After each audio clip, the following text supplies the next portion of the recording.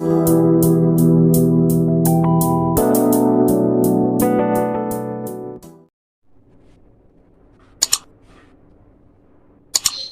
बेटा, देखो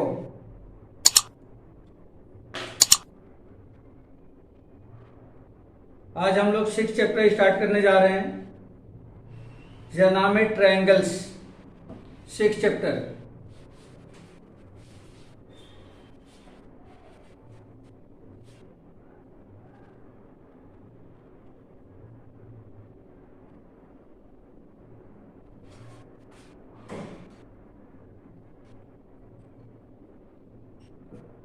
ट्रायंगल्स,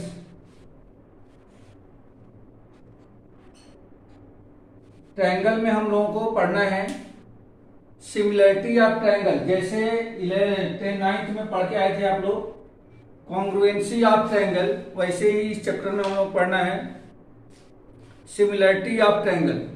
तो सबसे पहले हम लोग देखेंगे कि सिमिलर क्या होता है। तो सिमिलर जो है कॉन्ग्रुएंसी से थोड़ा सा एक उससे मिलता जुलता टॉपिक है।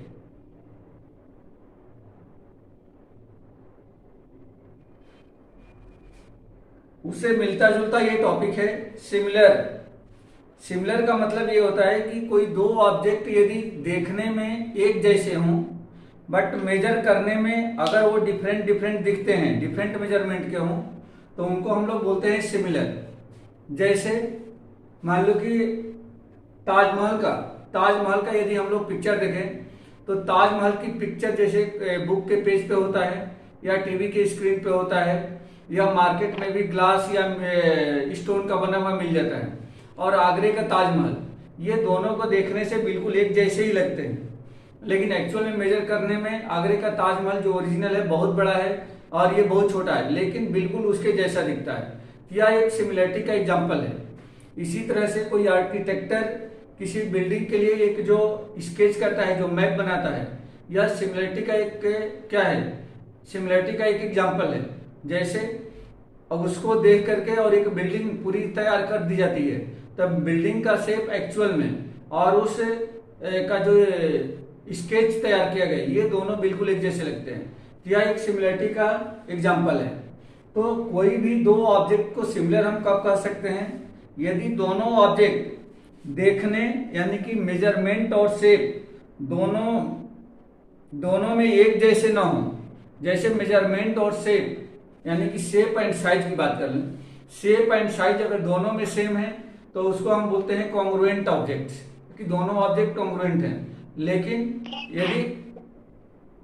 लेकिन यदि कोई दो ऑब्जेक्ट सिर्फ मेजर करने में डिफरेंट हो और उसकी साइज में सेम हो, साइज में डिफरेंट हो और शेप एक जैसे हो, तो उसको हम बोलते हैं सिमिलर। तो इसको हम लोग डिफाइन कर सकते हैं, सिमिलर ऑब्जेक्ट्स क्या लिखेंगे इसको, those objects are same in only shape but not in size is called similar।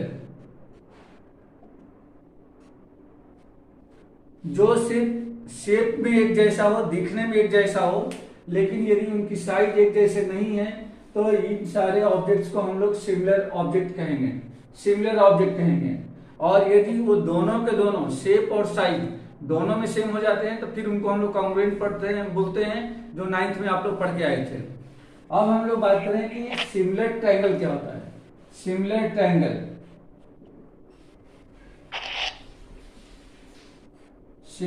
Triangle तो सिमिलर ट्रायंगल में देखोगे तो ये triangle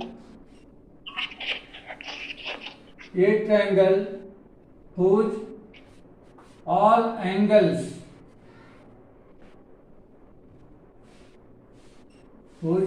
angles are equal to the corresponding angles of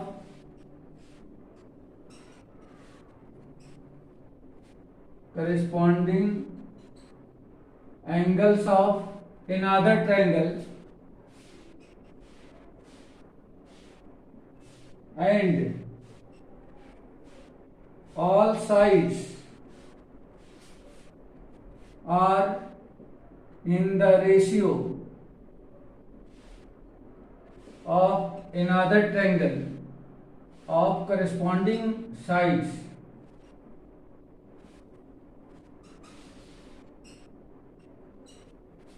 of another triangle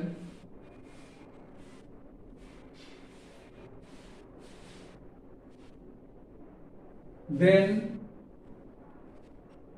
both triangles are similar.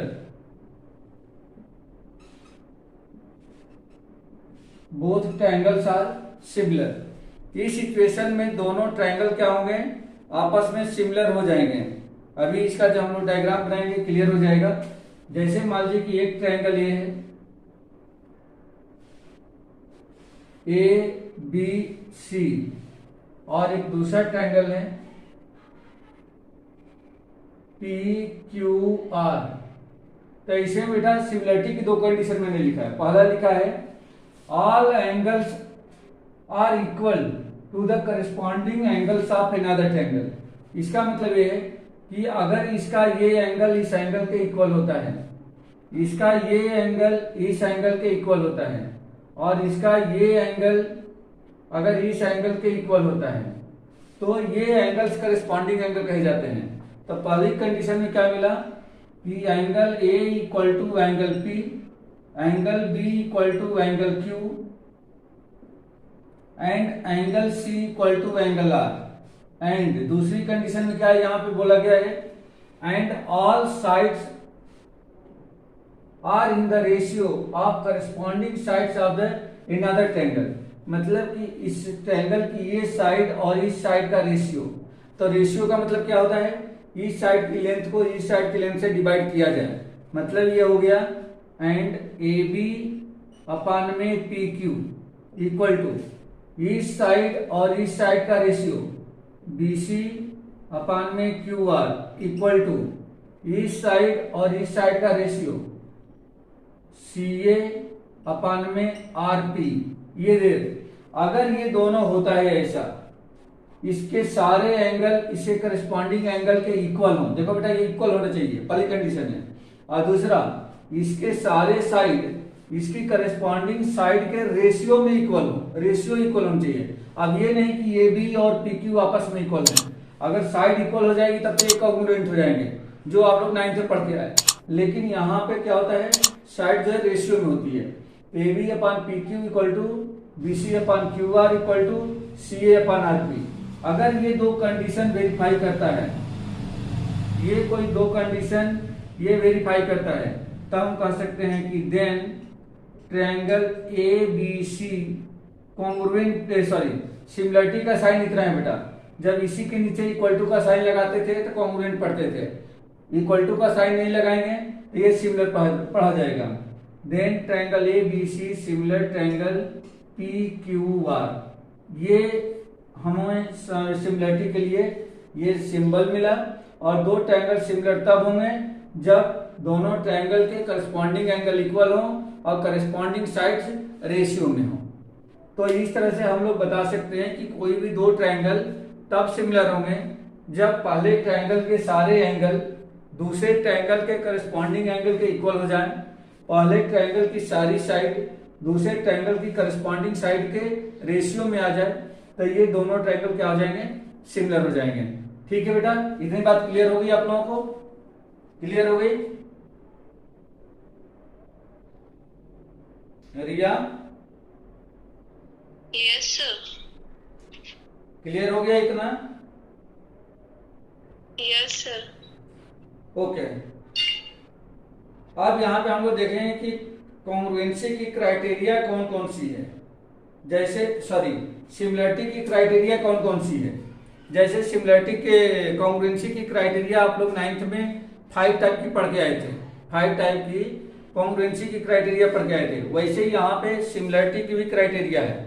तो similarity की criteria मात्र 3 है बेटा।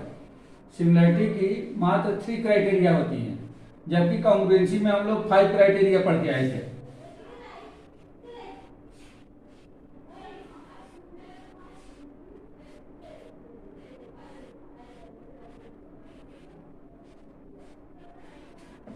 क्राइटेरिया ऑफ सिमिलरिटी,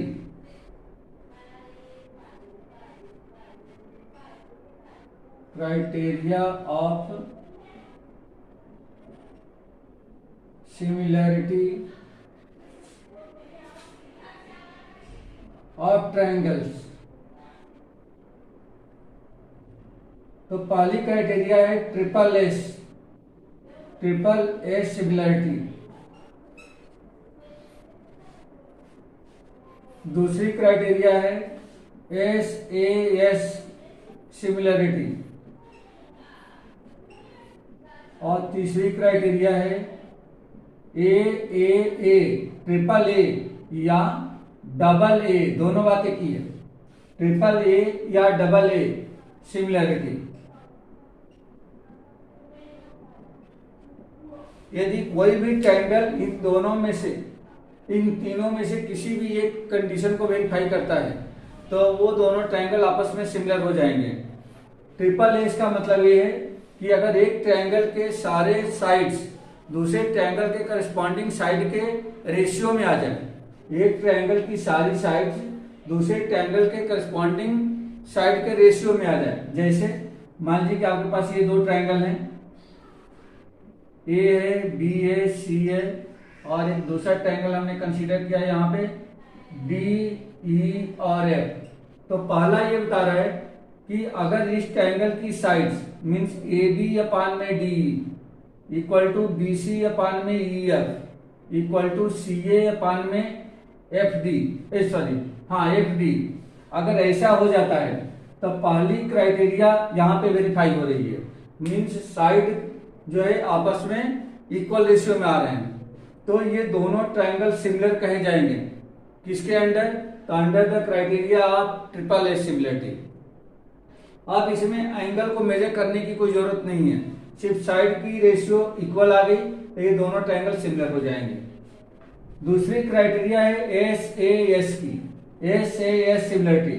तो इसमें यह बताया गया है कि किसी ट्रायंगल के दो साइड, किसी ट्रायंगल की दो साइड आपस में रेशियो में हो और उन दोनों साइड के बीच का एंगल यदि आपस में इक्वल हो, मीन्स AB अपान में DE इक्वल टू BC अपान में EF ऐसा हो और एंगल B जो है एंगल E के इक्वल हो, तो इसको हम कहेंगे under the criteria of SAS similarity, both triangles are similar.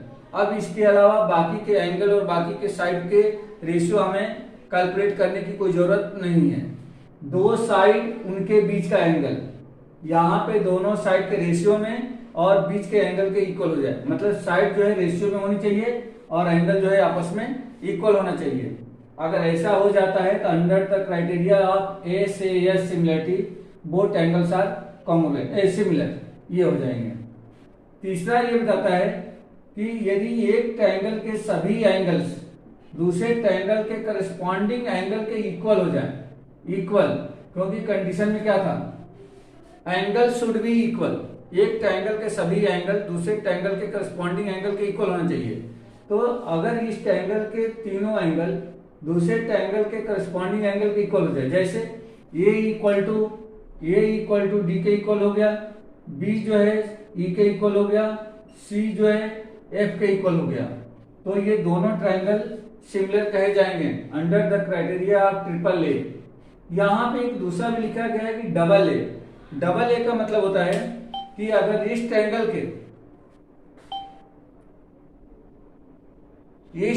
के मात्र दो एंगल, यदि इस ट्रायंगल के दो एंगल के इक्वल हो जाते हैं तो हमें तीसरे वाले को मेजर करने की कोई जरूरत नहीं है, क्योंकि हम जानते हैं कि किसी भी ट्रायंगल के तीनों एंगल का सम 180 होता है। तो इसके तीनों एंगल का सम 180, इसके भी तीनों एंगल का सम 180। तो अगर इसके दो एंगल आपस में इक्वल हो गए तो थर्ड वाला ऑटोमेटिकली आपस में इक्वल हो जाएगा। तो इसको हमें बोलने की जरूरत नहीं है, कि इसके तीनों एंगल आपस में, तीनों एंगल इसके तीनों एंगल के इक्वल हो। अगर किसी भी दो ट्रायंगल में अगर उनके दो एंगल आपस में इक्वल मिल जाए तो हमें तीसरे एंगल को मेजर करने की जरूरत नहीं है। Under the criteria of A similarity both angle will be similar. ठीक है बेटा, ठीक है।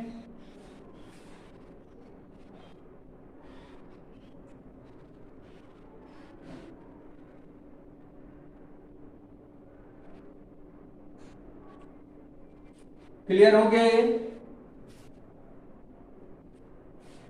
Yes sir. ओके, चलो अब ये फर्स्ट एक्सरसाइज पहले कर लेते हैं, फिल इन द ब्लैंक से, फिर उसके बाद नेक्स्ट एक्सरसाइज डिस्कस करेंगे हम लोग। फर्स्ट एक्सरसाइज में 6.1 है।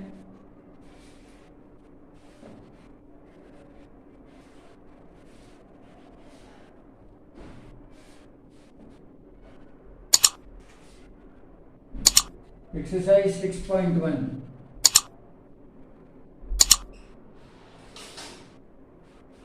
इसमें दिया गया है fill in the blanks using the correct word given in the bracket.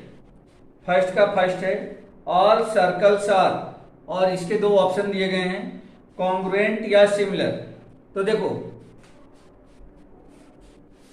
Question number first का फर्स्ट पार्ट यहां पे दे रखा है कि all circles are congruent or circle, तो दोनों में से कोई एक सही है। क्या होगा?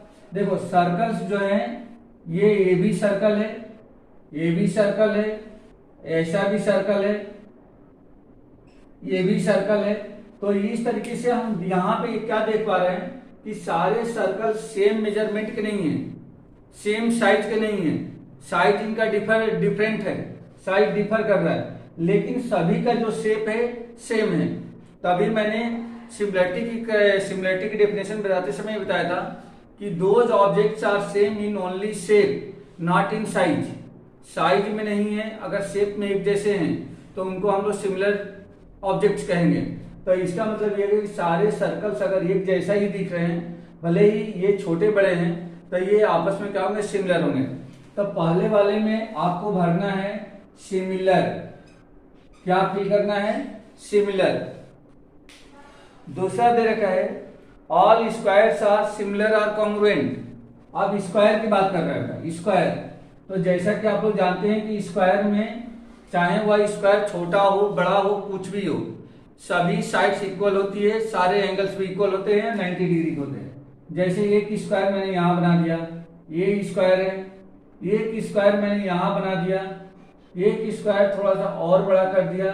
तो आप यहाँ पे देख पा रहे हो कि शेप में अलग अलग है, लेकिन सभी का साइज अलग अलग है, बट सब शेप में एक जैसे दिख रहे हैं, सभी शेप में एक जैसे दिख रहे हैं।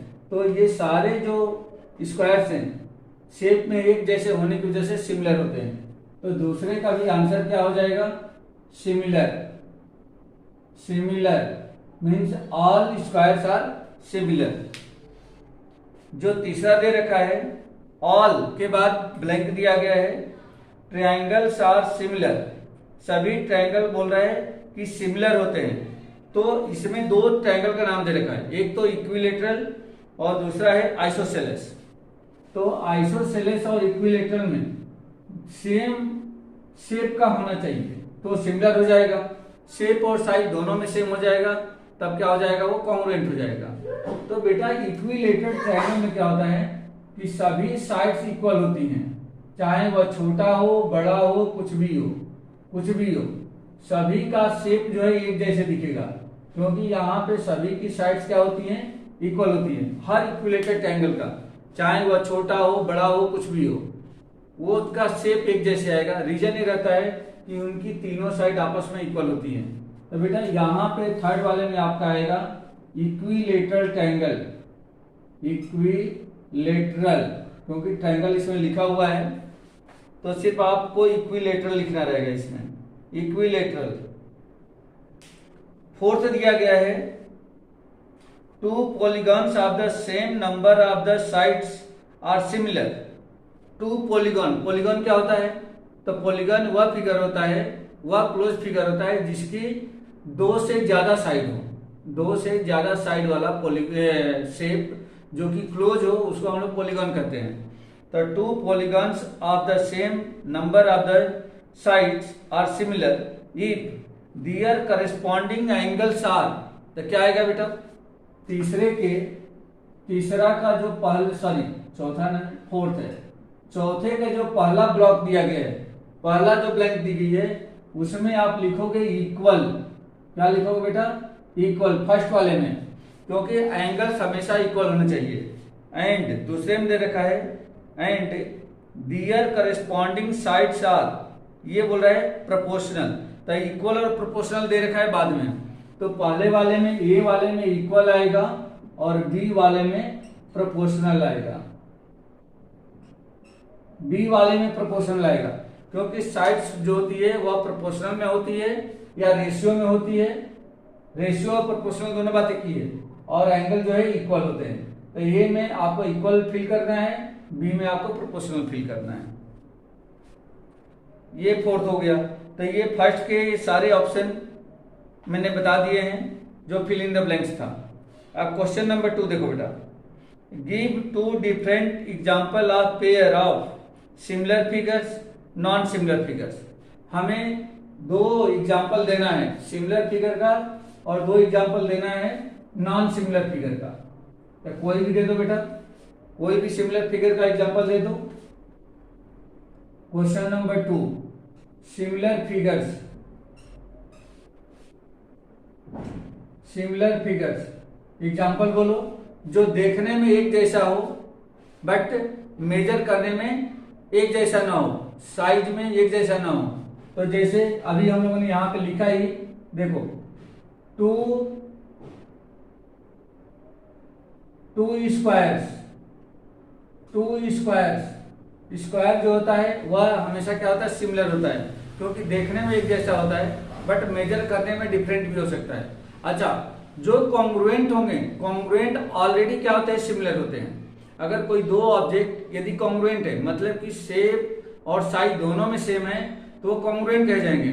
तो वहां पे एक कॉन्सेप्ट रहता है कि all congruent figures are similar also, but all similar figures are not congruent. सभी सिमिलर फिगर कॉन्ग्रुएंट नहीं होंगे, लेकिन सारे कॉन्ग्रुएंट फिगर सिमिलर भी कहे जाएंगे, क्योंकि शेप और साइज, शेप तो एक जैसे ही रहेगा, साइज भी एक जैसा हो गया तो उसे हमें कोई मतलब नहीं है, बट शेप तो एक जैसा है। इसलिए सारे कॉन्ग्रुएंट फिगर सिमिलर भी होते हैं, कॉन्ग्रुएंट भी होते हैं। सभी कॉन्ग्रुएंट फिगर सिमिलर और कॉन्ग्रुएंट दोनों होते हैं, सभी कॉन्ग्रुएंट फिगर। और जो सिमिलर होते हैं वो सिर्फ सिमिलर होंगे, कॉन्ग्रुएंट होना जरूरी नहीं है, हो भी सकते हैं नहीं भी हो सकते। तो दो स्क्वायर या two equilateral triangles, two equilateral triangles, अभी जो हमने यहाँ पे लिखा है उसी को एग्जांपल में दे दिया जिसे कि आप लोगों को याद रहे। तो ये हमने बता दिया, ये पहले का आंसर है। और दूसरे में बोल रहा है, सॉरी ये फर्स्ट, और दूसरे में कर रहे हैं नॉन सिमिलर, नॉन सिमिलर। तो नॉन सिमिलर में कुछ भी बता दो बेटा, नॉन सिमिलर में कुछ भी एग्जांपल दे सकते हो, जैसे आपके मैथमेटिक्स की बुक और सोशल साइंस की बुक, तो आप ऐसा ले सकते हो, books of maths and social science of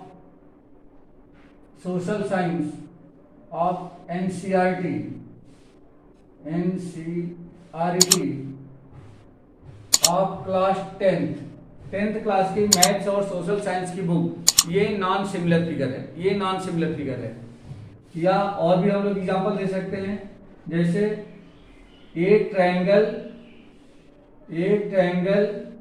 and A square.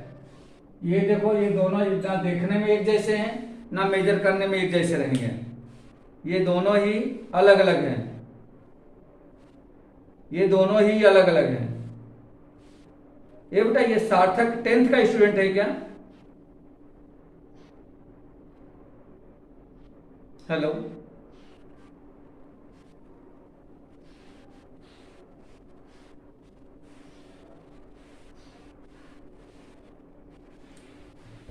चलो ठीक है, तो ये आपका क्वेश्चन नंबर 2 हो गया। अब क्वेश्चन नंबर 3 में दे रखा है state whether the following quadrilaterals are similar or not. यहाँ पे जो ये दे रखा है, जैसे आपके सामने दो फिगर दिख रहा है, एक रोहम्बस जैसे दिख रहा है जिसकी सभी साइड इक्वल है, और दूसरा एक स्क्वायर दिख रहा है जिसकी सभी साइड 3 सेंटीमीटर की है। तो ये रोहम्बस है और ये स्क्वायर है, तो दोनों देखने में एक जैसे नहीं है, ठीक है, और मेजर करने में भी एक जैसे नहीं है। तो ना ही ये दोनों फिगर कॉन्ग्रुएंट है और ना ही सिमिलर है। मतलब ये हो गया state whether the following quadrilateral are similar or not, तो no these figures are not similar. Third का आंसर लिख दोगे, no these figures are not similar, या सिमिलर नहीं है। ठीक है बेटा, क्लियर हो गया आप लोगों को? ये क्लियर हो गया?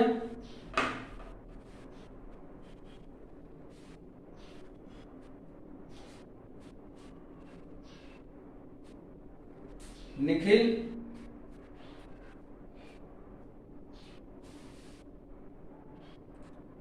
निखिल, मंसूर, समझ आ रहा है बेटा? Yes sir. ओके, चलो अब हम लोग दूसरी एक्सरसाइज के लिए एक बहुत ही इसमें इंपॉर्टेंट एक कॉन्सेप्ट है जिसको हम लोग थेल्स थ्योरम कहते हैं। थेल्स थ्योरम ये सेकंड एक्सरसाइज में है, तो आज ये एक थ्योरम हम लोग प्रूव करेंगे। ठीक है, 2-4 मिनट ज्यादा होगा तो लेफ्ट मत करना आप लोग।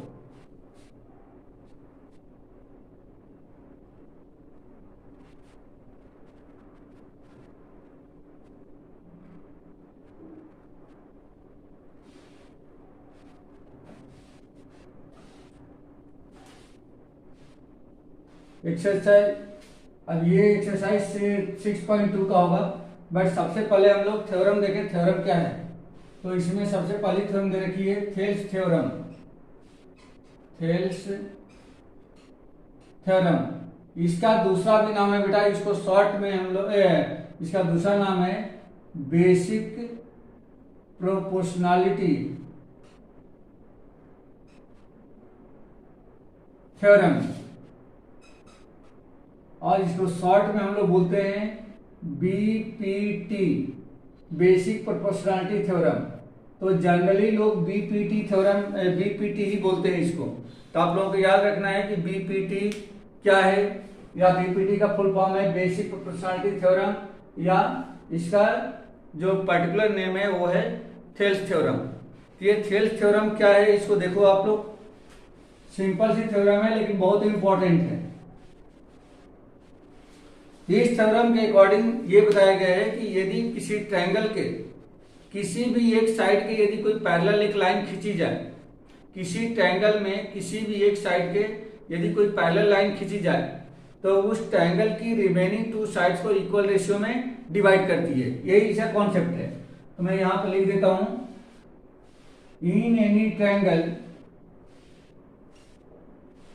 If A line drawn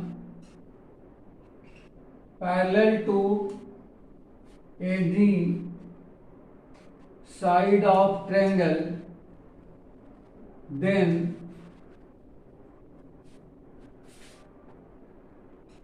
that line will divide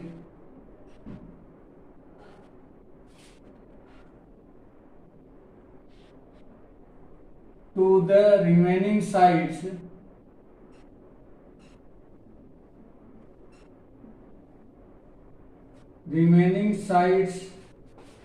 in the same ratio or proportion। Same ratio और प्रोपोर्शन कहने का मतलब ये है, जैसे यहां पे देखो आप लोग, ये एक ट्रायंगल हमने लिया, ये ट्रायंगल लिया है ए बी सी, और इस ट्रायंगल में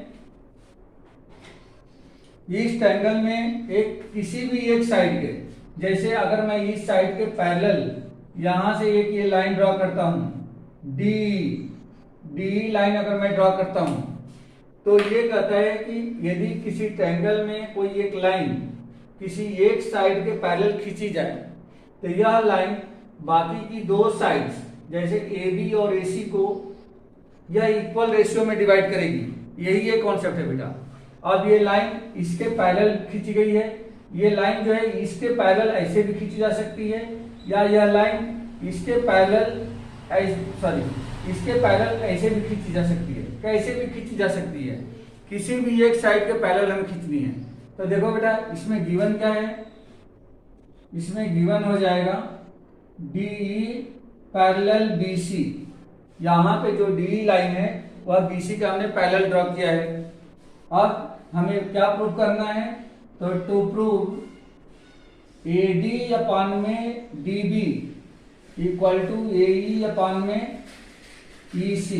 ये हमें प्रूव करके बताना है कि अगर DE जो है BC के पैरेलल है तो DE लाइन AB को और AC को इक्वल रेशियो में डिवाइड करेगी। मींस AD अपान में DB equal to AE upon में EC, ये आपस में इक्वल होंगे। यही प्रूव करके हमें बताना है, यही हमें यहाँ पे प्रूव करना है। तो इसको कैसे प्रूव करेंगे, देखो कंस्ट्रक्शन कर लें इसका। कंस्ट्रक्शन में हमें क्या करना है, D से C को B से E को ज्वाइन करना है, फिर D से ये AC पर परपेंडिकुलर डालना है, ये परपेंडिकुलर, और E से AB पर परपेंडिकुलर डालना है। इसका नाम हमने F लिख दिया और इसका नाम G कर दिया है। ठीक है बेटा, तो ये इतना पूरा का पूरा कंस्ट्रक्शन होगा, ये कंस्ट्रक्शन हो जाएगा। तो कंस्ट्रक्शन में हम लोग लिख सकते हैं draw DF perpendicular AC EG perpendicular AB and join BE and CD। BE और CD को हमने ज्वाइन कर दिया। ये पूरा इतना इसका क्या हो जाएगा, कंस्ट्रक्शन पार्ट हो जाएगा। अब इसके बाद इसका हम लोग प्रूफ लिखेंगे। प्रूफ में क्या होगा बेटा, देखो सबसे पहले ऐसे इसमें दो ट्रायंगल हम लोग सिलेक्ट करेंगे जिनका एक साइड कॉमन हो। जैसे देखो ADE और BDE में, इन दोनों में, तो इसको लिखेंगे एरिया ADE अपान में एरिया BDE इक्वल टू, तो ADE की एरिया बेस AD और इसकी हाइट हो जाएगी EG, परपेंडिकुलर है तो ये हो जाएगा 1/2 AD इंटू EG अपान में, इधर नीचे का हो जाएगा 1/2 BD इंटू EG। इसके लिए भी हाइट, इसके लिए BDE के लिए भी हाइट क्या होगा, EG होगा, क्योंकि वही परपेंडिकुलर है। अब इसमें EG से EG कैंसिल हो जाएगा, 1/2 से 1/2 कैंसिल हो गया, ये हो जाएगा AD अपान में BD, ये पहला हो गया। अब इसी तरह से अब इस साइड से आ जाओ, in triangle AED and CED, फिर लिखेंगे एरिया AED अपान में एरिया CED इक्वल टू 1/2, और इसके लिए बेस क्या होगा, इसके लिए बेस AE हो जाएगा और परपेंडिकुलर D से F हो जाएगा, तो 1/2 AE इंटू हाइट DF अपान में, और नीचे वाले ट्रायंगल के लिए CED। ये जो है ऑब्ट्यूज ट्रायंगल्स हैं। ऑब्ट्यूज ट्रायंगल में क्या होता है, ऑब्ट्यूज ट्रायंगल का जो परपेंडिकुलर होता है वो हमेशा बाहर होता है। अगर उसके एक वर्टेक्स से दूसरे साइड पर परपेंडिकुलर डाला जाए वही परपेंडिकुलर कहलाएगा। तो ये हो जाएगा 1/2 और ये मिल जाएगा आपको CE into DF, CE into में DF से DF कैंसिल, 1/2 से 1/2 कैंसिल, ये मिल गया AE अपान में CE। अब हम लोगों को ये इक्वेशन 2 हो गया। ये जो हम लोगों को प्रूफ करना है, अगर 1 और 2 को मैं इक्वल बता देता हूं, यही हमारा क्या हो जाएगा, ये प्रूफ मिल जाएगा। ठीक है बेटा। और इन दोनों को इक्वल बताने के लिए देखो, फ्रॉम 1 एंड 2, 1 मिनट, यहां पे देखो बेटा, ये जो ट्रायंगल्स है BDE और BDE और CED, ये दोनों का DE जो साइड है वह कॉमन है और दोनों कॉमन बेस है और बिटवीन सेम पैरेलल लाइन है। पैरेलल लाइन का मतलब क्या है, DE और BC आपस में पैरेलल है। तो यहां पे लिखेंगे since triangle BDE and triangle CED have common base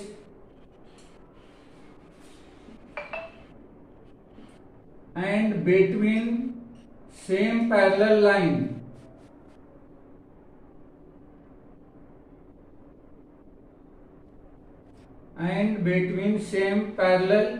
line therefore area BDE equal to area CED। therefore इसको इक्वेशन 3 मान लेते हैं। अगर इसको इक्वेशन 3 मान लेंगे तब यहां से 1 2 3 से तीनों इक्वेशन देखो, ये इसकी एरिया इक्वल हो गई। ऊपर वाले दोनों ट्रायंगल सेम ट्रायंगल हैं, इसलिए इनकी एरिया इक्वल ही रहेगी। तो देयरफॉर हम लोग लिख सकते हैं LHS of 1 and 2 are equal, ये ऐसा हो जाएगा। देयरफॉर AD अपान में BD equal to AE upon में CE। और यहां पे आप लिए हुए have common base and between same parallel line.